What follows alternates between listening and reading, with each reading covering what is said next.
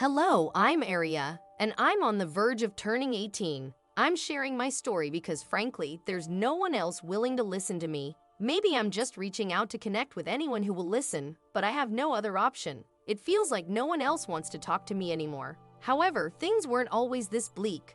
I used to be the most popular girl in school, adored by everyone, including my friends and teachers. You might wonder why I was so well liked. Well, it was because I was genuinely nice to everyone. However, even though my life may have seemed perfect to some, it was far from it. My troubles began within my own family. You see, my parents showered me with attention throughout my upbringing. They often said, "There's something special about you, Aria," which occasionally irked my sister, Quinn. To be honest, Quinn and I didn't have the best relationship initially. I felt like she didn't want to talk to me much and preferred her own world filled with books and games. But one day, everything changed. She started spending more time with me, as if she suddenly wanted to be my friend after all those years. Our relationship quickly transformed. We went from practically being strangers to me realizing how incredible my little sister was. I discovered that Quinn was truly interesting and funny. We had so much in common. She sounded like me, walked like me, and shared my fashion sense. People even began to ask if we were twins, which always made us chuckle.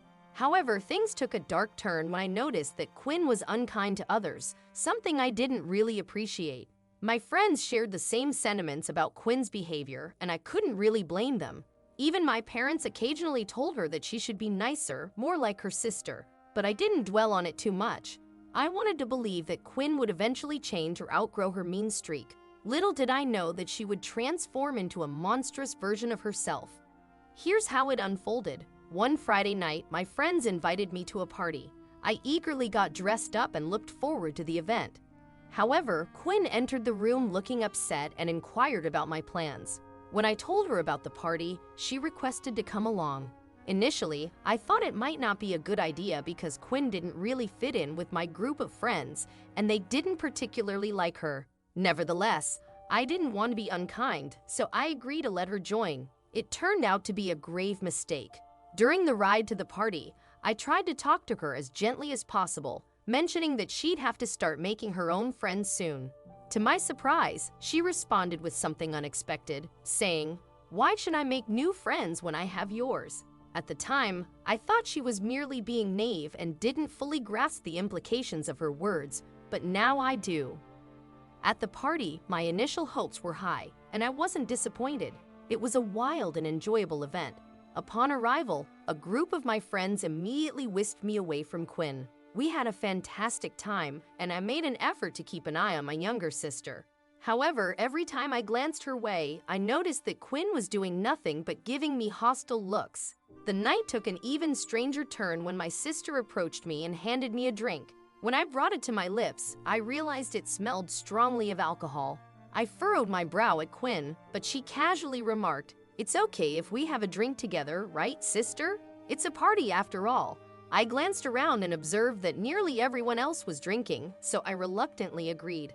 This is where my memory starts to get fuzzy. As the night progressed, I recall feeling progressively worse. The lights blurred together, and I distinctly remember Quinn's persistent voice saying, "Just one more drink." I can't even recall how I managed to get back home. The next morning, I woke up feeling as if I'd been hit by a truck. My head throbbed, my stomach churned, and to make matters worse, I had to be at school in just an hour. I stumbled into the bathroom and took a long bath in an attempt to compose myself. I began to feel marginally better during the commute to school. But when I arrived at school, I was met with a colossal shock. Can you imagine going from being the most popular person in school to waking up one morning and discovering that everyone despises you? It's a nightmare, and that's precisely how I felt when I entered school. On a typical day, I would be greeted with high fives, hugs, and shared laughter as a result of inside jokes. Now, there was nothing, absolutely nothing at all. All eyes were fixed on me, yet no one offered a friendly wave or smile. I spotted my best friend, Nora, and called out to her, but she shot me an angry glare and walked away. I was utterly bewildered. I couldn't comprehend what was unfolding before me. I attempted to message Nora on WhatsApp, only to discover that she had blocked me. It made no sense. I then decided to check my Instagram, and to my shock, my feed was strangely empty. When I looked at my own profile, I realized that my number of followers had been halved overnight. I couldn't comprehend what had transpired. Desperate to reach Nora, I attempted to search for her profile, but it was nowhere to be found. I proceeded to search for many of my friends, nearly everyone from school, and not a single person's profile appeared in the search results. It was a waking nightmare, and no matter how many times I told myself to wake up, I remained trapped in this bewildering new reality. Desperation urged me to seek answers. Apparently, it wasn't solely Nora who harbored anger towards me. It was a multitude of people. Why had everyone blocked me?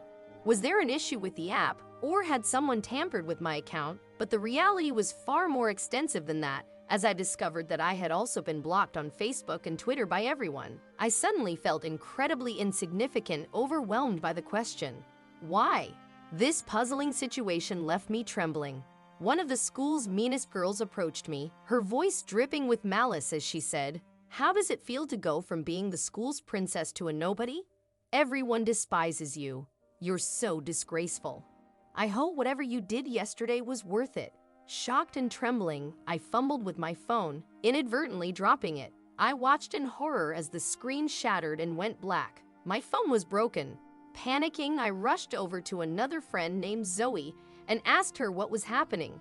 Zoe responded by slamming her locker shut in my face and spat out, "Don't act like you don't know. It won't change anything." She then shrugged and walked away. The world around me blurred, and I felt tears welling up in my eyes. And then it hit me. I had done something the previous night while under the influence of alcohol. How could I have harmed so many people?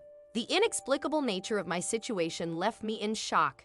However, the greatest shock of all occurred when I spotted Quinn strolling down the school hallway, dressed in my clothes and conversing with my friends. She even engaged in hushed conversations and laughter while casting glances in my direction. My attempts to communicate with her were met with complete indifference. The day passed in a blur of shame and anger, a fiery turmoil building within me.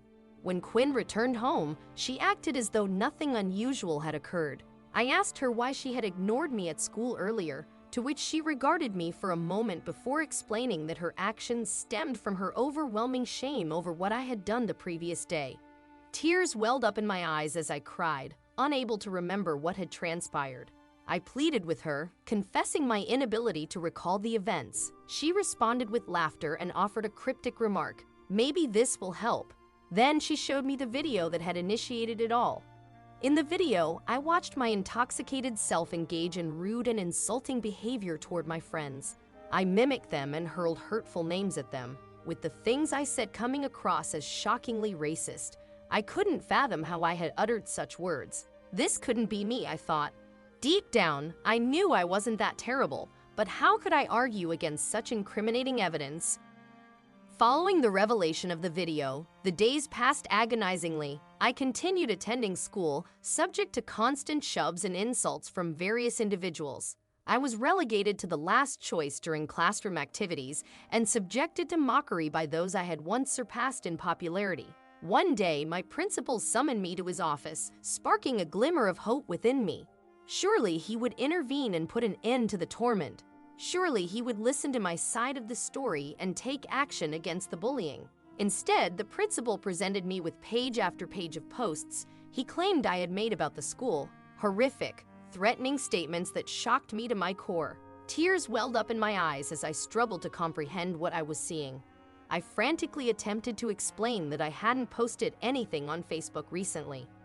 I informed him that my phone was broken and that I hadn't used my computer at all in the past day. However, my pleas fell on deaf ears. The principal proceeded to call my mother and disclose everything to her. I received a suspension, and much to my dismay, my mother, like everyone else, believed the fabricated lies. I felt utterly lost and didn't want to return home, so I sat alone in a nearby park, consumed by disbelief. I questioned whether I harbored a hidden malevolence within me. I couldn't fathom having such terrible thoughts about my friends, who were my only solace and support.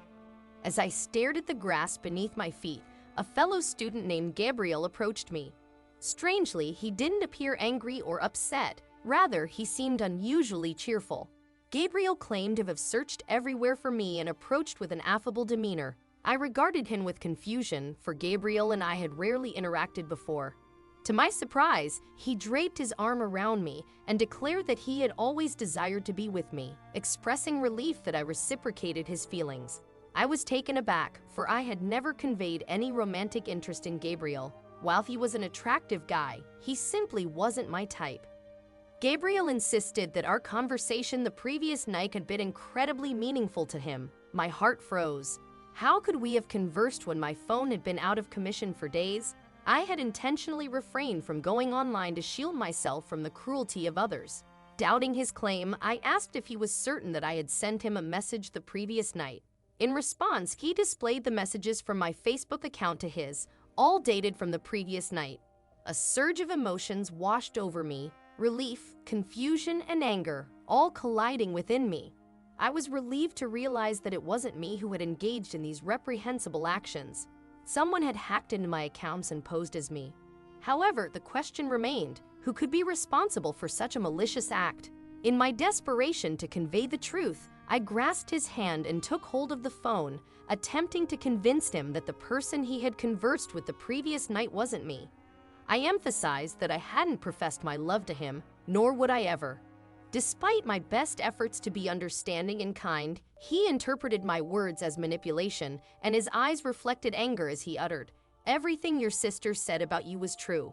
You were the meanest pearl I ever saw." Without looking back, he walked away, leaving me with a profound sense of sorrow, even though I knew I wasn't to blame. However, his parting words haunted me. "Everything your sister said about you was true." Those words echoed relentlessly in my mind, leading me to the realization that my sister, Quinn, must have orchestrated this malevolent scheme against me. All the evidence seemed to point squarely at her, yet the question lingered. Why? I continually asked myself how this nightmarish situation had come to pass. Was it my fault? Had I pushed Quinn to such an extent of anger? I scarcely knew my sister, and yet she seemed to harbor an intense resentment toward me. As I reflected on the situation, a semblance of understanding began to take shape. It became apparent that Quinn had been with me at the party that night, and it was she who had persuaded me to drink excessively. It was likely Quinn who had created the video, subsequently sharing it with everyone. However, the motive behind her actions remained an enigma. I couldn't fathom why she would orchestrate such a cruel betrayal. I had believed that we were close, even striving to assist her in making friends. Never had I imagined that she would resort to stealing my friends and orchestrating my downfall. Upon returning home that day, I discovered Quinn sitting on the couch, engrossed in conversation with my friends. The expression on my face must have conveyed my knowledge of her deceit. With tears streaming down my cheeks, I confronted her, questioning, "Why did you do this to me?" My voice trembled with a mix of sorrow and anger. In response, Quinn began sobbing almost immediately. She explained that her actions weren't motivated by what she desired, but rather what she believed I deserved. She confessed that she felt overshadowed by me, compelled to live in my shadow. Even our parents, she claimed, encouraged her to emulate my behavior. Quinn admitted that on the night of the party, she had urged me to mimic the way she typically discussed my friends. She had surreptitiously recorded the conversation, then disseminated the video to make it appear as if I had been maligning them in my drunken state. Quinn's motives became clear as she admitted to her intentions. She had sought to shatter my seemingly perfect life in front of everyone, yearning for the affection and popularity I enjoyed. Astonishingly, she expressed no remorse or regret for her reprehensible actions. It was a moment of profound disappointment, and I couldn't help but exclaim, "You're so ungrateful. What is wrong with you?" Quinn remained unresponsive, her immaturity evident. In an attempt to rectify the situation, I realized that I needed to address the video that had been posted.